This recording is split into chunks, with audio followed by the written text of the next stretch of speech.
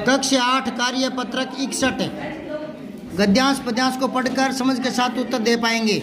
महात्मा गांधी के पास दुनिया भर से तमाम पत्र केवल महात्मा गांधी इंडिया लिखे आते थे और वे जहाँ भी रहते थे वहाँ तक पहुँच जाते थे। मतलब ये है कि पूरा एड्रेस नहीं होता था, वरना गली मोहल्ले तक सारे नाम होते हैं, तब वो पत्र अपने ठिकाने पहुँचता है। लेकिन महात्मा गांधी वाला कोई पत्र आता ना विदेशों से, तो उस पर सिर्फ महात्मा गांधी लिखा होता था, नीचे लिखा होता इंडिया। मतलब इतनी प्रसिद्धि थी कि महात्मा गांधी जी कहीं भी हो, भले गुजरात में हो भले दिल्ली में हो, उनके पास वो पत्र पहुंच जाते थे। ठीक है। अब आपके स्कूल में इतने बच्चे हैं, किसी बच्चे का कोई सामान हो देना हो तो पूछना पड़ता है मुझे, तो है ना। लेकिन मुझे तो सारे बच्चे जानते हैं ना, तो मैं कौन सी भी क्लास में हूँ, आप मेरी कोई सामान कोई होगा तो आप दे आओगे ना चुटकी में जाकर। और बच्चे सारे प्रार्थना में बैठे होते तो पूछना पड़ेगा ना। तो जान पहचान इतनी ज़्यादा थी कि ज़्यादा एड्रेस लिखने की जरूरत नहीं पड़ती थी, सीधे लिखा महात्मा गांधी नीचे इंडिया, वो पत्र सीधा महात्मा गांधी के पास पहुंच जाता था। समझ गए।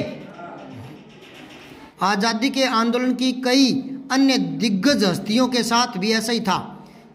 अकेले महात्मा गांधी जी नहीं, अगर सुभाष चंद्र बोस वगैरह और है ना, तो उनके भी ऐसे ही आते थे। गांधी जी के पास देश दुनिया से बड़ी संख्या में पत्र पहुंचते थे, पर पत्रों का जवाब देने के मामले में उनका कोई जोड़ नहीं था। मतलब हर पत्र का जवाब देते थे, इतने इतने पत्र एक साथ आते थे और एक ही दिन में सारे पत्रों का जवाब भी देना होता था महात्मा गांधी को।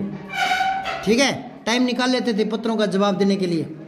कहा जाता है कि जैसे ही उन्हें पत्र मिलता उसी समय वे उनका जवाब भी दे देते थे। अपने दाहिने हाथ से ही ज़्यादातर पत्रों का जवाब देते थे। जब लिखते लिखते उनका दाहिना हाथ दर्द होने लगता तो बाएं हाथ से लिखने में जुट जाते, दोनों हाथ से लिख लेते थे। ये भी कलाई है, ये भी सीखना पड़ता है, एक बार इस हाथ से एक बार इस हाथ से। ठीक है। अब देखो महात्मा गांधी के पास पत्र किस नाम से लिखे आते थे? महात्मा इंडिया, महात्मा गांधी इंडिया, ये ख। महात्मा गांधी किस हाथ से पत्र लिखते थे? दोनों हाथों से। पत्र का जवाब देने में गांधी जी क्या विचार रखते थे? तुरंत जवाब दिया जाए। जवाब तुरंत दिया जाए। वो ना लेट लतीफ़ी नहीं करते थे, जो पत्र आते उनका जवाब दो बस। यदि आपको पत्र लिखना हो तो आप किस किस को पत्र लिखना चाहेंगे? बताओ भाई। आजकल तो क्या पत्र की जरूरत नहीं है, पुराना जमाना था वो, तो अब तो मोबाइल आ गया। तो आप किसको पत्र लिखना चाहोगे? विराट कोहली को। चलो विराट कोहली को क्या लिखेगा, क्या पूछेगा? हमें मामा जी को, नाना जी को, अपने दोस्त को ना यूं लिखना है। वो कह रहे मैं मोदी जी को पत्र लिखूंगा, राहुल गांधी को। हाँ चलो लिख लेना, तो जिस जिसको लिखना चाहो ना उनका नाम लिख देना। ठीक है। फिर है पढ़ने में आई समस्याओं को लेकर एक व्यक्तिगत पत्र अपने शिक्षक को लिखिए और उसे पोर्टफोलियो में लगाइए। ये तो है। अब सुनो, आपको मैं क्या पढ़ाता हूँ, कितना समझ में आता है, ये सारी बातें कौन पढ़ाता है बढ़िया, कौन नहीं पढ़ाता, किसका सिलेबस अधूरा है, जो भी आप शिकायत लिखना चाहो अपने स्कूल के बारे में, पढ़ाई के बारे में, तो कल एक पेज पर लिख कर लाना। ठीक है। देखूंगा आपको, आपकी भावनाएं देखूंगा और आप पत्र कितना लिख पाते हो देखूंगा। ठीक है। वो मैं आपकी पोर्टफोलियो में लगाऊंगा, कल लिख के लाओगे एक। ठीक है। अब देखो कार्य पत्रक 62 में, मदनपुर गांव में एक दिन शेर आ गया। सभी लोग उससे डरकर घरों में छुप गए। एक युवक आगे आया और कहने लगा कि कब तक हम इस शेर के डर से घरों में इस तरह छिपकर रहेंगे, हमें कुछ करना भी होगा। सभी जानते थे कि शेर से लड़ना आसान का काम नहीं है, लेकिन उससे पीछा छुड़ाना भी बहुत ज़रूरी है। अगले दिन सभी ने शेर को पकड़ने की योजना बना ली। लोगों ने मिलकर पेड़ पर एक जाल बांध दिया, एक बकरी को भी वहीं पर बांध दिया। कुछ देर बाद जाल को खींच दिया और शेर जाल में फंस गया। उसके बाद वन विभाग के सदस्यों को बुलाया और शेर को पुनः जंगल में छोड़ दिया। छोटी सी कहानी है। यदि शेर को नहीं पकड़ा जाता तो क्या होता? लोग हमेशा डरे सहमे रहते। पहला, लोग शेर से डरे हुए क्यों थे? शेर उन्हें खा जाता। दिए गए वाक्यों को पूरा करना है। जंगल का राजा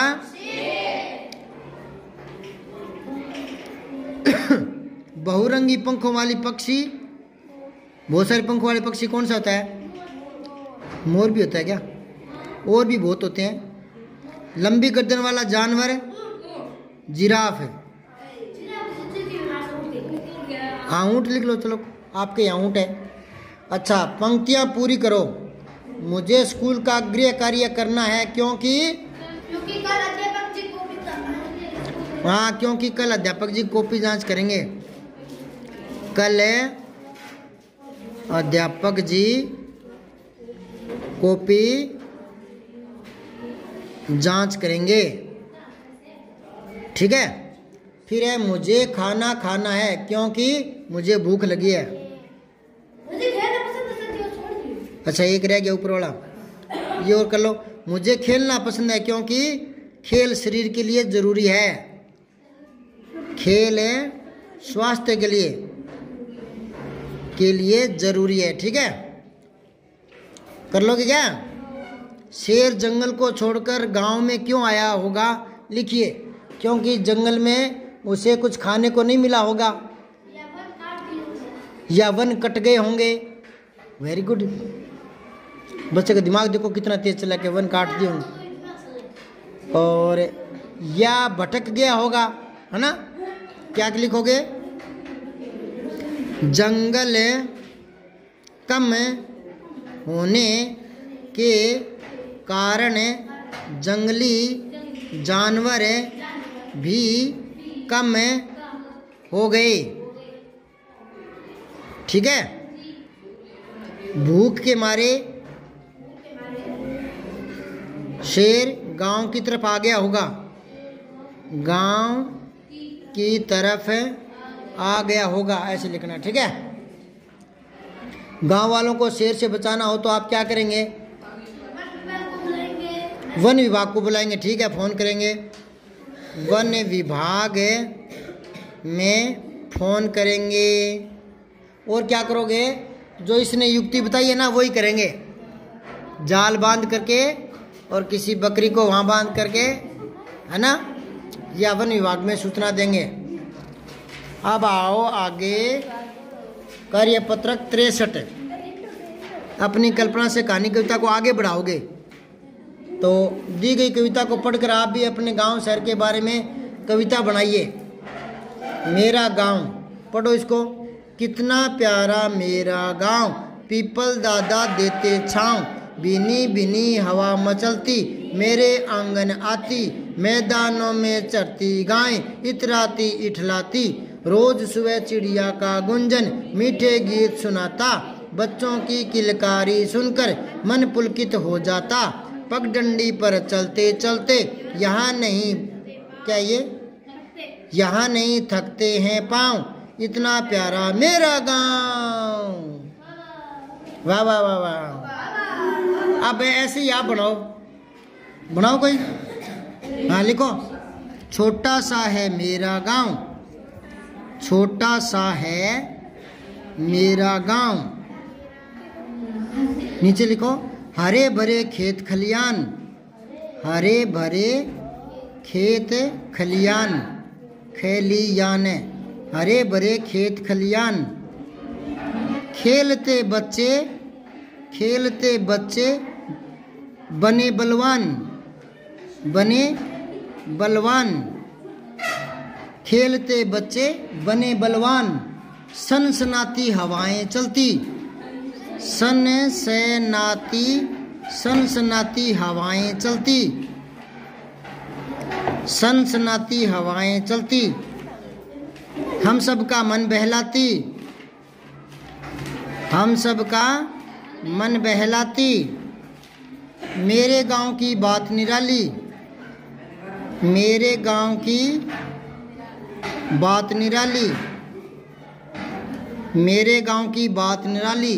चारों ओर दिखे हरियाली, चारों ओर फैली हरियाली, चारों ओर फैली हरियाली। ठीक है। एक दो लाइन आप जोड़ के लाना, देखता हूँ।